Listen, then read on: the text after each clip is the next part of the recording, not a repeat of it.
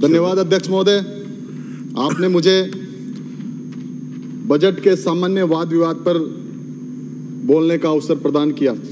आदरणीय अध्यक्ष महोदय, जैसा कि हम जानते हैं, विगत 6 माह से पर्ची सरकार पूरी तरह विफल रही। इस स्थिति में राजस्थान का जनमानस न्याय की उम्मीद आसन की ओर बड़ी टकटकी लगाए देख रहा है।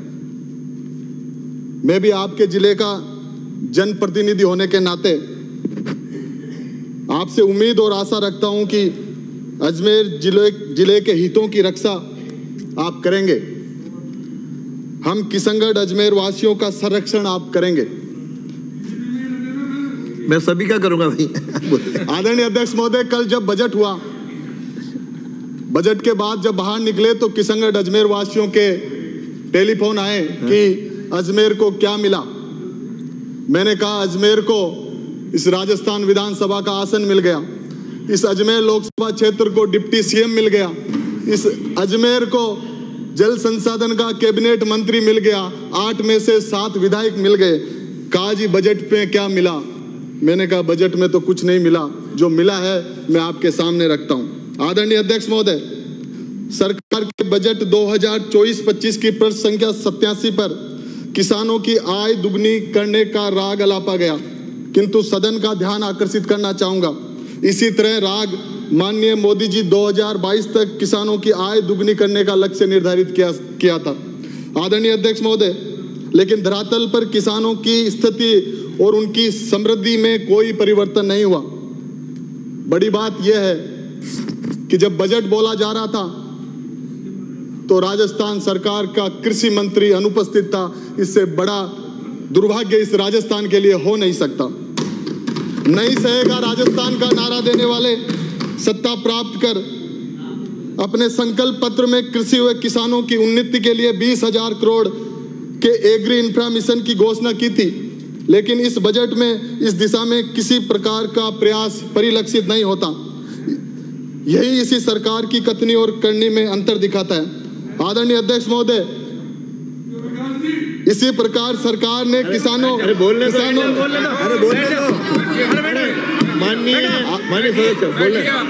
इसी प्रकार सरकार ने किसानों से वादा किया। अरे ये काम मेरा है, बैठा ना, बैठ जाओ। अरे साहब इनका मंत्री, अरे आप भी तो बैठो। अरे आप बैठोगे तो इसी प्रकार सरकार ने किसानों से संकल्प पत्र में वादा किया। बैठा दिए। आदरणीय अध्यक्ष महोदय, मैं किसान परिवार से आता हूं। इस सरकार ने सरकार बनने से पूर्व अपने संकल्प पत्र में वादा किया कि हम एमएसपी पे, मिनिमम सपोर्ट प्राइस पर किसानों के ज्वार, बाजरा, सरसों, मूंगफली, सोयाबीन इत्यादि जिनसों की खरीद करेंगे, लेकिन इस बजट में इस दिशा में केवल खोखलाई दिखाई दी। आदरणीय अध्यक्ष महोदय, आपके माध्यम से मैं निवेदन करना चाहता हूं कि किसानों की डबलिंग ऑफ फार्मर्स इनकम के लिए जिस प्रकार पूर्ववर्ती कांग्रेस सरकार ने सामाजिक सुरक्षा हेतु पेंशन कानून पारित कर मिनिमम गारंटी इनकम हेतु प्रयास किया, उसी तरह यह सरकार किसानों की कर्ज माफी के लिए कानून पारित करे, प्रत्येक किसान को निःशुल्क बीज और बिजली की व्यवस्था करे, तभी सही मायनों में किसान की लागत कम हो सकती है। और डेयरी क्षेत्र में भी पशुपालकों को इस सरकार ने केवल 600 करोड़ का बजट, जो कि पशुपालकों के लिए नाकाफी है। आदरणीय अध्यक्ष महोदय, आप जब विद्यार्थी परिषद के प्रदेश अध्यक्ष हुआ करते थे, लंबे समय तक आपने राजनीति की। हमने छात्र राजनीति से निकलकर किसानों व युवाओं की आवाज को धरातल पर संघर्ष करते हुए इस लोकतंत्र के सबसे बड़े मंदिर में हम पहुंचते हैं। और इस मंदिर में जब आते हैं तो हम हमारा सिर इस मंदिर के चरणों में झुकाते हैं। इसलिए झुकाते हैं क्योंकि यहाँ हम गांव, गरीब, किसान, नौजवान की आवाज को बुलंद कर सकें। लेकिन पीड़ा तब होती है आदरणीय अध्यक्ष महोदय, जब इस सरकार का मंत्री ये कहता है कि आम जन जब भीषण इस गर्मी में पानी मांगता है तो यहाँ इस सरकार का मंत्री कहता है कि मैं कोई बालाजी हूं कि फूंक मार दूं और पानी निकल जाए। इससे बड़ी सरकार की दुर्गति हो नहीं सकती।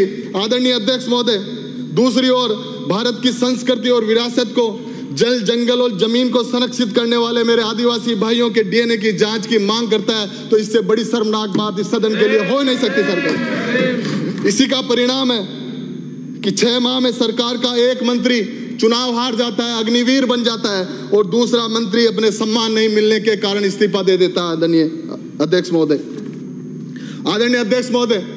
रामधारी सिंह दिनकर जी की वो पंक्तियां इस सरकार पर सटीक बैठती है।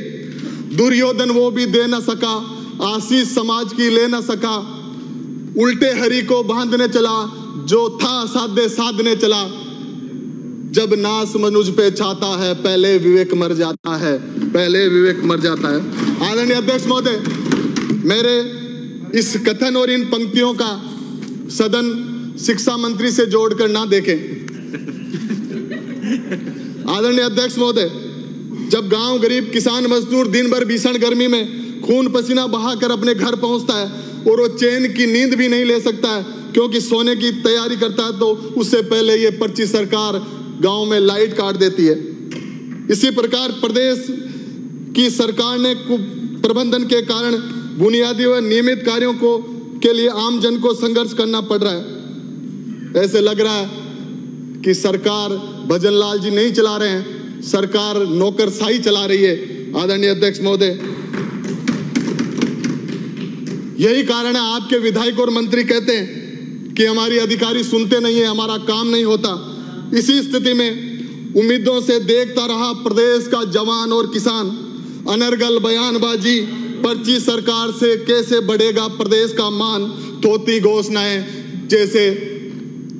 घोषणाएं जैसे ऊंची दुकान, फीके पकवान, नहीं सहेगा राजस्थान, कैसे सहेगा राजस्थान, कैसे अग्रणी बनेगा राजस्थान, कैसे अग्रणी बनेगा राजस्थान। आदरणीय अध्यक्ष महोदय, ये डबल इंजन की सरकार इस राजस्थान को सबसे ज्यादा राजस्व देने वाली मार्बल मंडी के लिए जीएसटी का एक भार थोप चुकी है। वर्तमान सरकार में इंस्पेक्टर राज आए दिन जगह जगह चेक पोस्ट लगाकर व्यापारियों के ट्रकों को रोककर अवैध वसूली करते हैं। प्रदेश में इस ऑफ डूइंग बिजनेस का वातावरण निर्मित हो, इस बाबत सरकार का यह बजट विफल रहा है।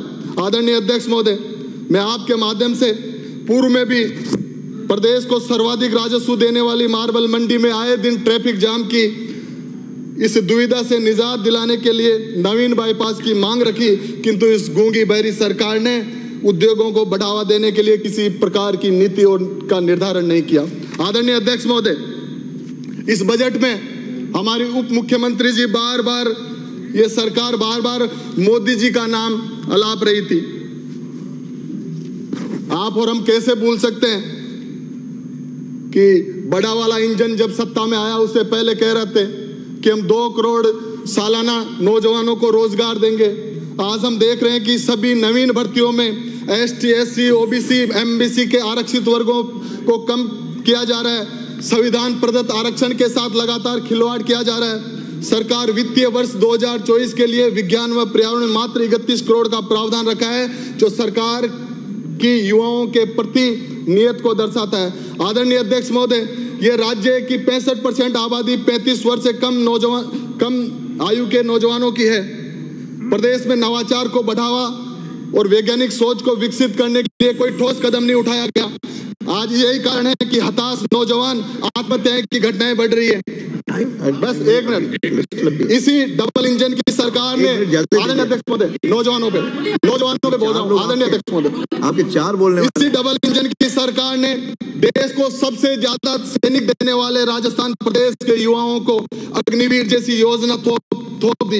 इसलिए मैं सदन को कहना चाहूंगा, जैसा अमेरिकी राष्ट्रपति फ्रैंकलिन ने कहा था, हम सदैव